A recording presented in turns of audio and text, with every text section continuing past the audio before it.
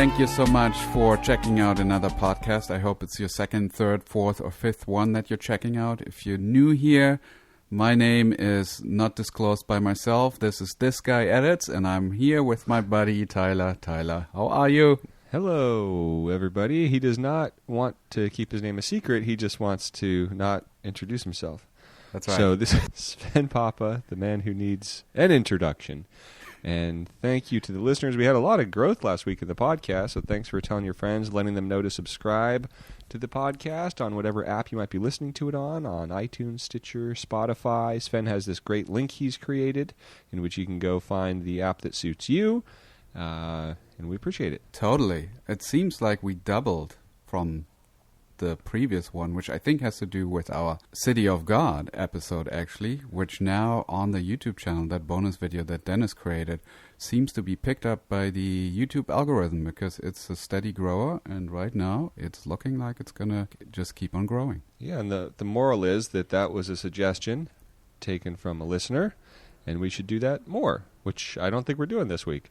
No, but yeah, every time we did, it sort of made a dent in our growth. So we had Mood for Love, which also was a really successful episode, and City of God, even bigger. Yeah, and we also this week are not doing what we said we would last week, which was a scene from a movie on Filmstruck, because it turns out after all our talk and, you know, notable filmmakers like Steven Spielberg and Paul Thomas Anderson and Guillermo del Toro and Barbra Streisand hopping on board the train to protest the closing of Filmstruck, turns out Sven himself, not a Filmstruck subscriber. Never was. He just didn't want it to be outed. But he is making a pledge, folks. I'm making a pledge for him.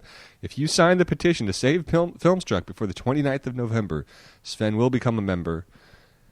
Really? And we'll talk about a movie each week. Oh, I haven't been told that. But sure, I'll just have to cancel something else like Netflix or. Jeez, man! Now he's campaigning against Filmstruck. $7 a month. I think it's for what we talk about on this podcast, being exposed to new films, things you wouldn't have seen normally. It's well worth it. Fine. Although you can't join. I'll do it. You can't. It's closing. If Filmstruck stays alive, I'll become a paying member. Did you hear that, listeners? Let the world know you got one. You got one. Nice. So, wow. So, Sven, do you want to talk quickly about your course, or do you want to talk quickly about your trip, your Jump Cut Academy thing? Let's talk about the course. I shot another day on an editing course that I'm currently doing. This is my fourth day, and sometime in the new year, I'll be starting a course, and it's all about not just how to become a storyteller. I mean, that's my focus on the channel, but also how to become that kind of editor that people want to hire. And something is beeping. I noticed there are a lot of viewers on my channel asking, how do you really become a working editor? Like, I send out resumes, I try and reach out to people, I never hear back. It seems like I'm playing the lottery and it's not working. And that's really, in a way, that's not the experience that I had. And I think it has to do with the fact that you really need to brand yourself and work towards becoming a true storyteller that people see as an asset, where actually you can really just wait and get calls. Like, work is coming to you as opposed to you trying to find work. And it's mainly through word of mouth with people that have great experience with you that really feel that your film is being elevated. So that's what that course is about, and it has several modules. One is storytelling, one is branding, and sort of your business as an editor, and that's what I shot yesterday. Well, that sounds super cool. It sounds like an extension of your How to Be a Wanted Editor YouTube video. Totally. Just a whole course just on figuring out, social skills. That's so huge. Like, are you really a good listener? Or are you a whiner? I just heard on my trip that we haven't talked about yet, I was sitting with a friend of mine who's a producer, and I asked him, so how's it going on your next film that I didn't cut? And he's like, the editor that we hired, we're not really that thrilled because he's very protective. He always voices that he's really the only one that understands the poetry of the film. And that's really not something you want to say in front of the director, because it should be the director who owns this film and who has the ultimate creative ownership of it. Yes, you are a huge collaborator, but you're not the one that's owning the film. You're contributing. And then just not cleaning up the timeline, not doing the notes. They don't see these notes addressed, and then there's an excuse. Yeah, I'm going to do that later.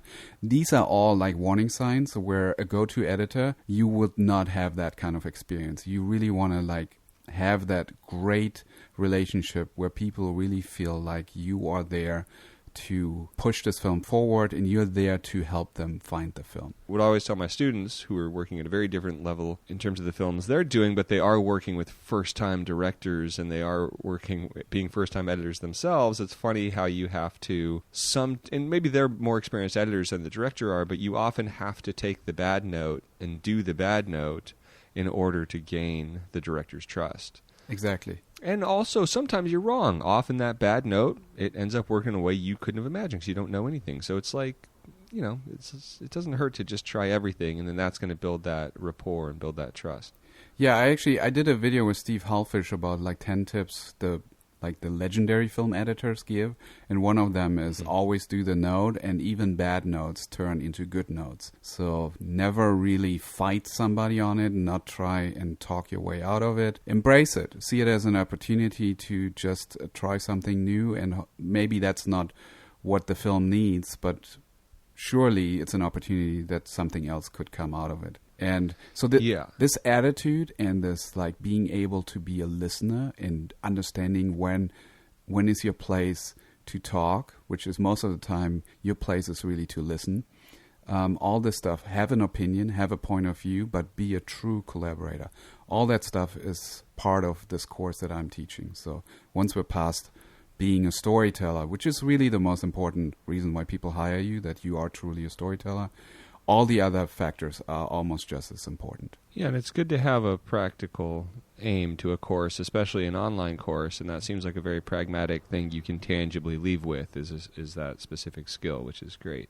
It is, and I should also mention we're actually cutting with real films, documentaries, and branded video pieces, so the exercises are all grounded in reality. And when will this be completed? Oh, geez. Mr. Cameron? Mr. Cameron. We're going to be done shooting this year, and we're starting editing. I think we're going to have the course ready starting the new year. Like January, February is when we're going to start talking about it. Very cool. Now, do you want to tell us what this trip is that you were on? You were asked by Jump Cut Academy. Yes. Jump Cut is an organization that teaches people how to be better YouTubers. They really put a focus on, I think they call themselves now Viral Academy, on creating online content. Not just YouTube, but Facebook, Instagram, all that stuff. And it really, I was there from the beginning when they first started, and it really helped my channel. I mean, I grew so fast because of all the advice that I got from them, and something very specific. Like I did my third video, it was about Walter Murch and like how the eyes really affect the blinking of the eyes, the editing.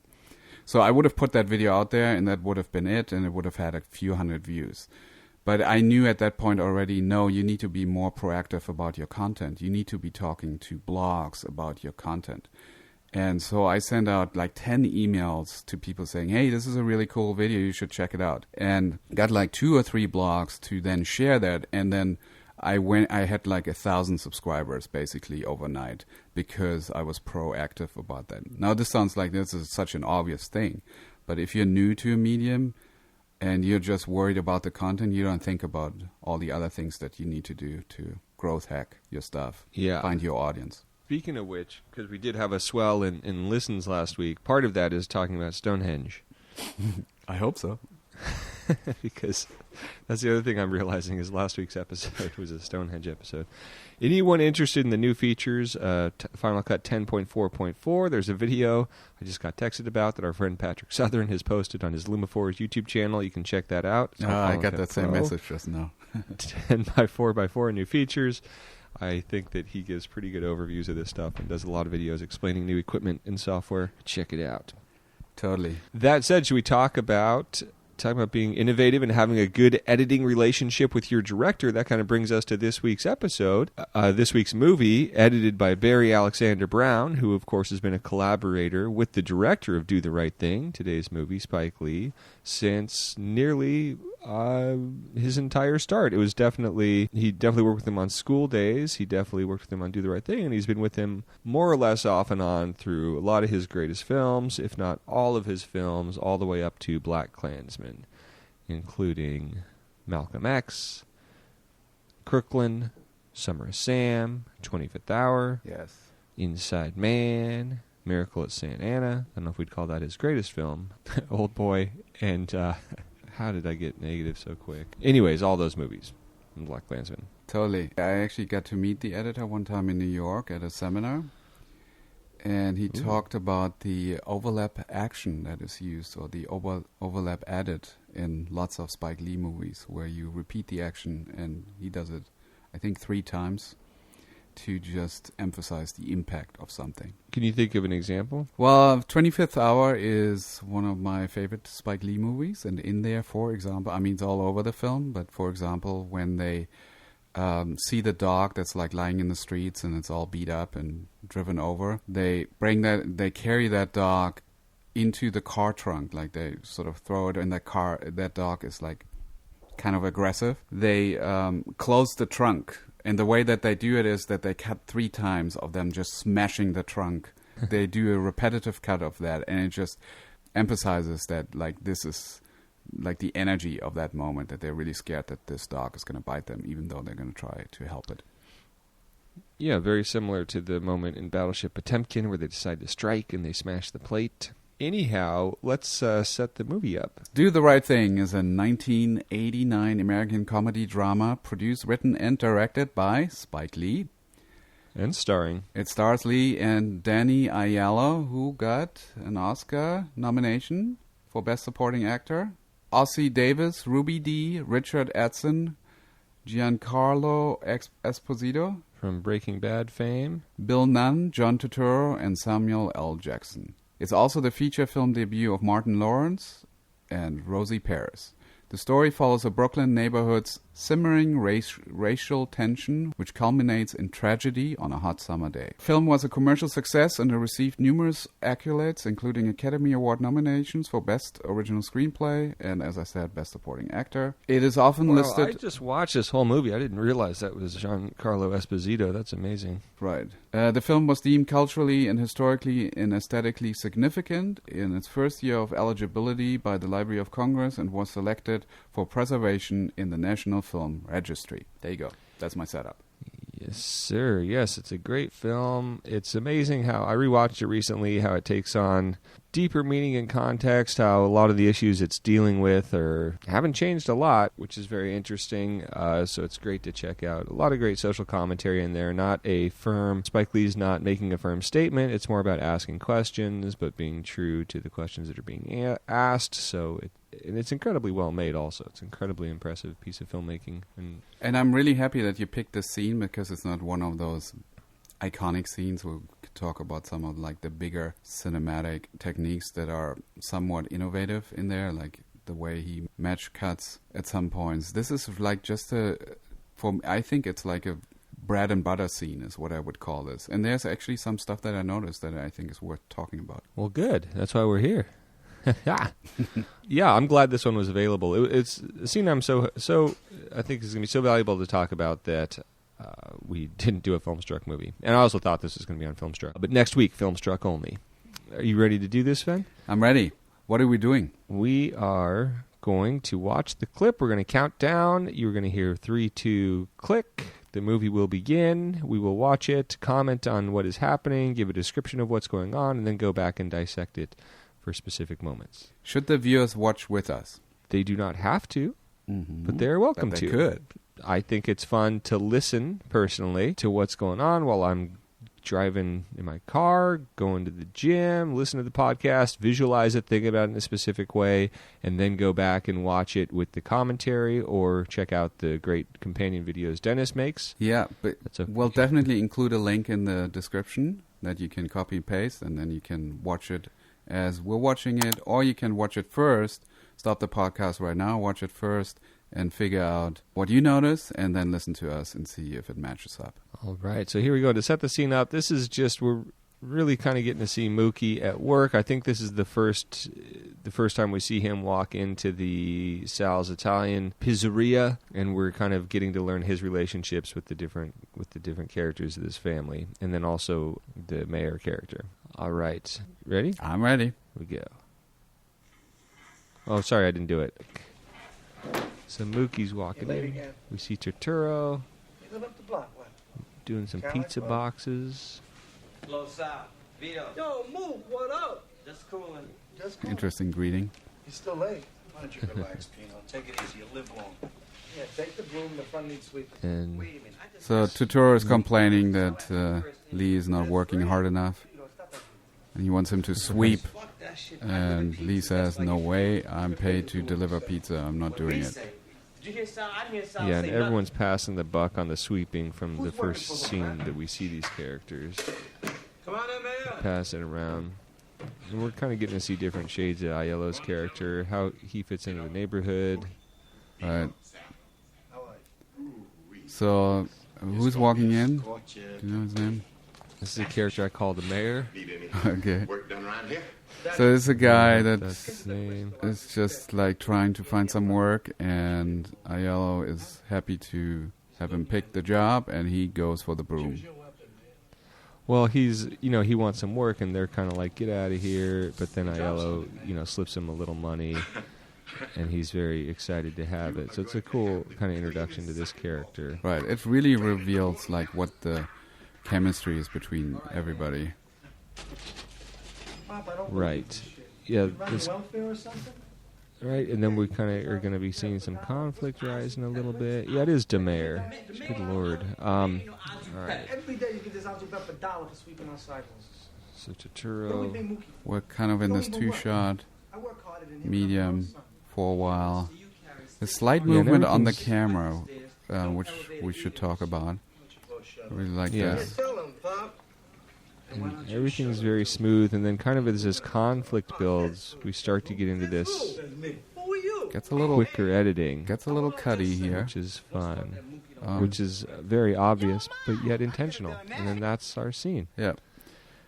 All right. I don't know if we Sorry, did- that wasn't the best description. Yeah, in the world. we just sucked at describing this scene, but That's- it's okay. That's what we do on this show. We're gonna go back and we're gonna talk about some interesting stuff. So the first thing that I'd like to point out, if I may, is how we get into that scene. Notice how there's a dolly shot on Lee walking into the pizzeria, and it's an incomplete dolly, and then we cut to Turturro, and there's also just like a hint of a pan or dolly that settles into the shot. And just the combination of those two shots is very, very telling in terms of throwing an edit.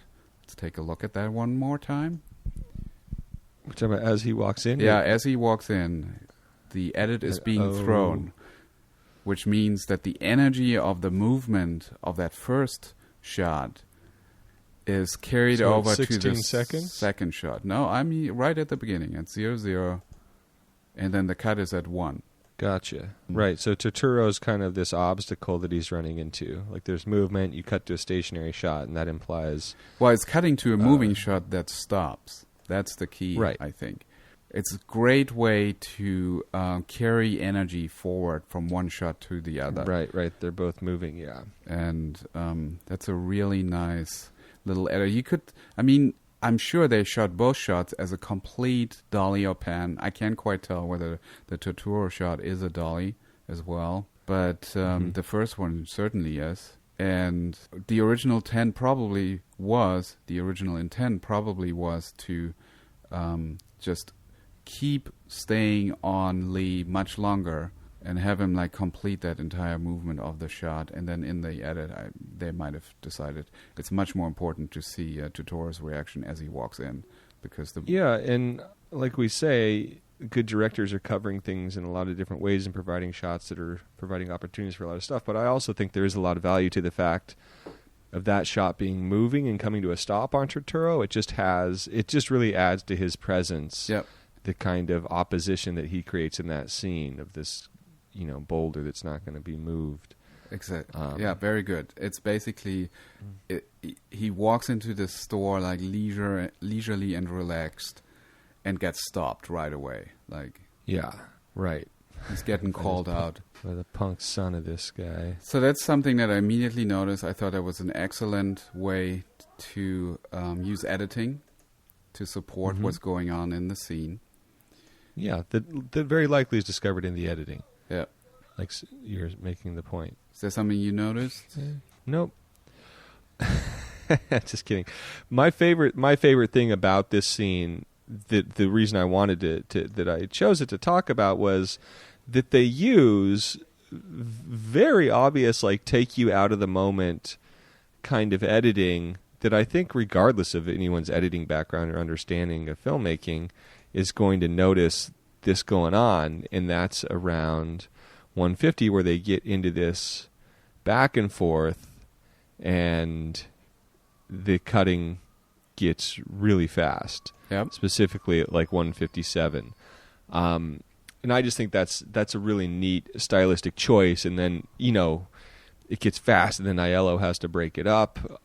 So it's almost the editing gets calmed down by the characters. It's a great way to kind of use pacing to have a little fun with it, to change it up on the audience and put them kind of in the heat of this moment. And it's also, oddly, it creates a comedic feel to it. Like, it's a little bit of a silly argument.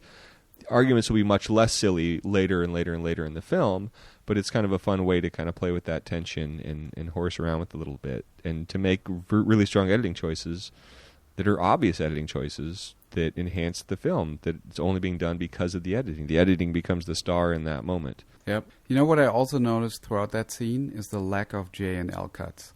There's some in there for sure, but mostly predominantly we're cutting to whoever's talking next before they start talking. And at the beginning I was like really like, oh, is this an inexperienced filmmaker that is sort of is not aware that you like can smooth out some of the edits and make it feel more organic if you really like wait for the actor to start talking before you make the cut, because it sort of simulates a head turn. Like somebody in the room, you don't know who is going to start talking. We're here, we perk up, we turn our head, we look at them, cut, right? That's sort of a typical J cut that really becomes a very smooth way of creating dialogue scenes. In here, I feel like very clearly it's not cut that way. And I'm not sure. Yeah. I'm not sure what the intended. Is it to just emphasize the fact that they're all sort of arguing with each other? Well, I mean, regardless, I think it's fun that the filmmaker is making really stylized choices, and I think some of that, I don't think that's an inexperienced thing. I think that's, someone that's young and starting out and like really willing to take some risks and try some stuff, which is really exciting. And there's cool stylization throughout this entire film that's For sure. kind of playing with the artifice of the medium of filmmaking in the same way Scorsese does in a lot of his stuff, especially the early stuff, and a couple NYU students as filmmakers, and then you see that to some extent in his most recent movie in Black Klansman, but overall it's a much smoother kind of cohesive feel. Yep. And he's kind of found a way to maybe not make it pop so much, even though that works really, really, really well for this particular film. Yep. And what he's doing. Well, I have to say, admittedly, it threw me a little bit. Like, once I start paying attention to it, then I'm like, I don't know if I would have cut it that way. But and he may not either, but I think it was done with purpose. Yeah. Like, now he might not be as grating with it. And then it becomes, like, I become super aware of it at that moment where you're talking about, like, they're getting into this argument and it goes really, really fast. Yeah, and that's what makes that really stand out, because that arguably that could have been smoothed out with the tricks you're talking about and not feel so cutty. Or you have But by it be choosing- smooth before we get to the argument, and then you are Yeah. really, really cutty. Then you may be even making more of an impact as well. Yeah, it's like there's this escalation of unsmoothness, and then once it's broken up at 2 minutes. Yeah. It's hard to say what the intent is. We never really know what the intent is. We can just sort of see what's going on, and I would never say, okay, this is terrible, or that you should do this better, because obviously That doesn't help anybody, and that film is clearly a masterpiece, and it's working on all levels.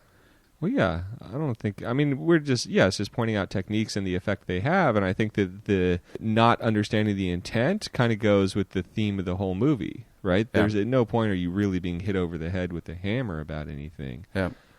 You're just kind of being exposed to stuff, and so this style lends itself to that. Yeah. Did you notice anything about Spike Lee's performance in comparison to everybody else? What in this scene? In this scene? What do you mean? I don't know. Just asking. Not really. Okay. I mean, he is a little more maybe kind of like leaning towards the fourth wall a little bit, or I don't know. Maybe not. What do you... He's wearing a Dodgers jersey? No.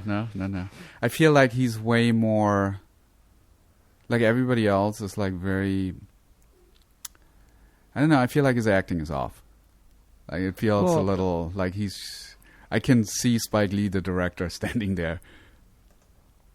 Sure, but you're dealing with someone, who's like acting in, their second or third feature he's made in the lead role, and that's kind of the thing I think with this movie is you're surrounded by people like Turturro and Aiello that are just very real and grounded in there. That's kind of some of the fun of the character is that he's... Yeah, I don't know. I would say it's probably more naturalistic, while everybody else is a little bit more like in the world of the film. I don't want to say... Right. Spike Lee's not the greatest polished actor on earth, is what you're saying. In that moment, I felt like... I mean, there are other moments where I think he's just really amazing, especially when he like talks straight into the camera and he just tells us what's up. I think he nails that stuff.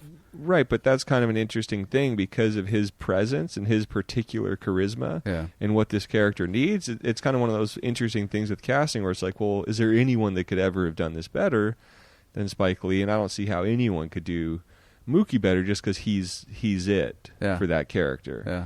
Right, just for what he brings to it. He brings like a whole different quality to it that you're maybe not going to get if you're casting it, I don't know, out of the New York acting scene or something. Yeah. It's very different than Giancarlo Esposito, who just seems just like Spike Lee, just like a regular dude who I didn't even realize was him. Yeah, so I don't know. Yeah, go ahead and throw Spike Lee under the bus.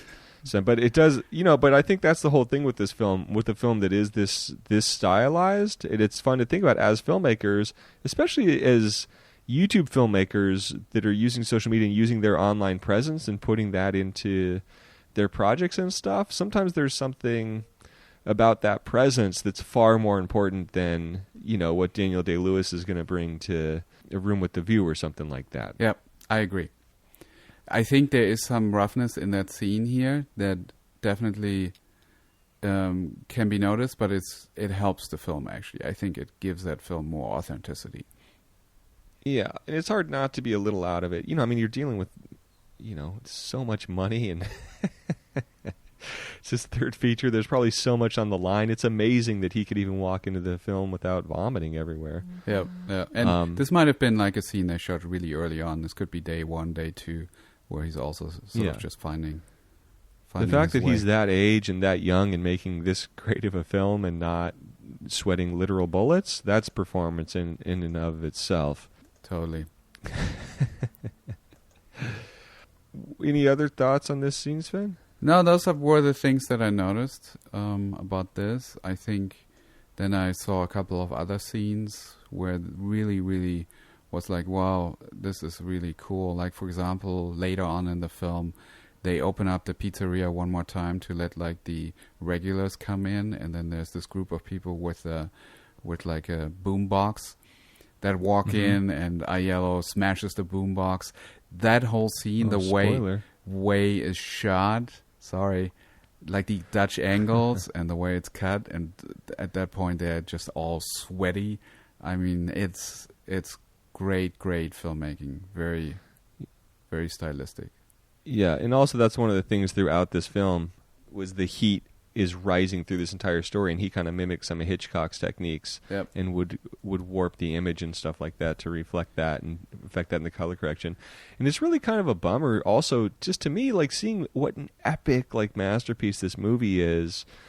And I can't imagine he had a bigger budget for this than he did for, you know, some of the more recent stuff, but there's just something, you know, about being shot on film and being in the real place, and he's just able to pull off so much that I think, I'm not talking about Spike Lee specifically, but there's just the quality of this low-budget indie versus so many that are made nowadays. It's kind of, it's a little sad that, you know, we aren't realizing the importance of film stock and the quality that has and the enduring quality that has, because this movie holds up in such an impressive way. Yep. And there's another great film that he recently premiered at South by that I was fortunate to see, and it was called Passover. And I can highly recommend that film because it's kind of a smaller thing, because it was just basically a taping of a play. But I really thought that it was something very remarkable too, where he sort of has that same message. Yeah, and it's funny, Spike Lee's it just seems like the most gone-after director in the history of films for how talented he is. It's so funny, the grief that he gets for his films is pretty remarkable. Maybe it's because he's a challenging voice or something like that, but I'm always kind of stunned at the willingness for people to go after him among certain critics and stuff. Not me. Maybe for Except his for acting. his performance. Just his ability to, maybe it's just being a challenging person that's not going to settle is, you know, that's going to invite criticism, and he takes it on. So Good stuff. and he hasn't lost a beat, because Black Klansman is great also. Yep, awesome. Cool. So next week, Filmstruck, Sven? For sure. Please, listeners, suggest a movie that's on Filmstruck, and we'll take a Yeah. look at it. But time-wise, I don't know how this is going to happen, but we'll see. And Maybe in 2 let's weeks. hope something. Yeah, and it'll be gone by then. It's gone at the end of this month. Yeah, so but it'll be gone. our procession. It'll be our funeral. Yes. Thanks for listening. Thank you to Curtis for the music. If you're enjoying what you're hearing, then by all means, subscribe to the podcast. Let a friend know about the podcast. You got a friend who likes to do the right thing or thinks about doing the right thing? Let them know that we're talking about Do the Right Thing and Spike Lee. And check out Do the Right Thing. It's a great movie. Which is doing the right thing. There's a link that you can check out, which is thisguyedits.com/podcast, and it'll take you to all the different ways how you can subscribe to this podcast, including Apple Podcast, Stitcher, and Spotify. Very cool. Once again, thank you to Curtis for the music, Curtis Music, and as Sven always says, and thank you to Dennis for the great video. Yes, thank you, Dennis, and happy editing. It's iPhones and TV shows about tweakers. There's no sane zone, so put your head between the speakers. There's no sane zone, so put your head between the speakers. All right. Cool beans. We did it. Yeah, I was worried that was going to go much longer. How long was it? No, there wasn't that much in the scene itself. Just like the 3 things that I noticed. I don't know. All right, I'm turning off.